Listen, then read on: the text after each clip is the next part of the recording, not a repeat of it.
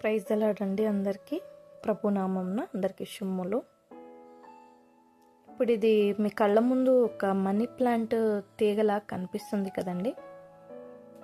ఇది చాలా వరకు ఇమేజెస్లో అయినా ఫొటోస్లో అయినా కొన్ని ప్లేసెస్లో కొన్ని సిచ్యువేషన్స్లో మనకి ఇలాంటిది పెట్టినప్పుడు మనం ఇది నిజమనే అనుకుంటూ ఉంటాం, నిజమైన చెట్టు అనే అనుకుంటూ ఉంటాం.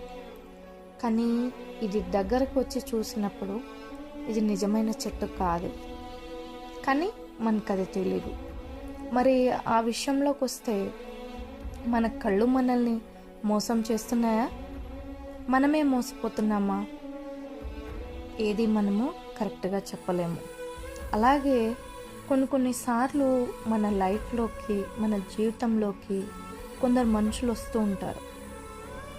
మనము వారు మాట్లాడే మాటలు, వారి మనుషులు, వారి ప్రవర్తన, వారి బిహేవియర్ అంతా మనము ఈ చెట్టు ఎలాగా దాని ఆకారము, రూపు, రంగు సేమ్ ఎలాగా ఒక నిజమైన ప్రాణమున్న చెట్టులాగా కనిపిస్తుందో వారు కూడా మన లైఫ్లో మంచివారు, మంచి ప్రవర్తన గలవారు, ఒక మంచి సహోదరుడు లేదు ఒక మంచి జీవిత భాగస్వామి అని మనము మోసపోతూ ఉంటాం.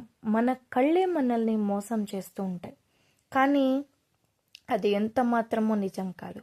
మనం మోసపోయేదాకా తెలీదు ఇది చెట్టు కాదు, వీరిది నిజమైన స్వరూపము కాదు అని చెప్పి. ఆనాడు ఆదాము అవ్వగారిని సాతాను అలాగే మోసం చేశాడు కదండి. ఇది నిజమైన పండు, నువ్వు తింటే దీనివి దేవతల్లాగా మారతారని. అలాగే మనం మోసపోయేదాకా తెలీదు మనం మోసపోతున్నామని. అయితే నీవు నీ జీవితము క్రీస్తుకు అంటకట్టబడినదిగా ఉంటే, క్రీస్తుని మనలో మనము జీవించినట్లయితే ఏది నిజమో ఏది అబద్ధమో, ఇది నిజమైనది కాదు, నీవు దీనిని పట్టి చూడు అని ఆయన నీకు తెలిసేటట్టు చేస్తారు. నువ్వు మోసపోయే చిక్కున పడే దారిలో నుండి ఆయన నిన్ను విడిపిస్తారు. ఆయన వాక్కు ద్వారానైనా, ఆయన దర్శనం ద్వారా ఆయన ఎలా అయినా మనుషుల నిజస్వరూపాలని బయట పెట్టగలడు. అయితే నీవు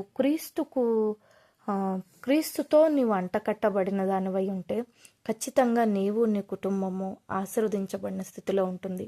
ఎందుకనంటే నిజమైన ద్రాక్షావల్లిని నేనన్నారండి. ఆ నిజమైన క్రీస్తుతో మనం ఉన్నట్లయితే ఖచ్చితంగా మన జీవితం కూడా ఇలాంటి మోసం పాలవకుండా ఉంటుంది. ఆమేన్.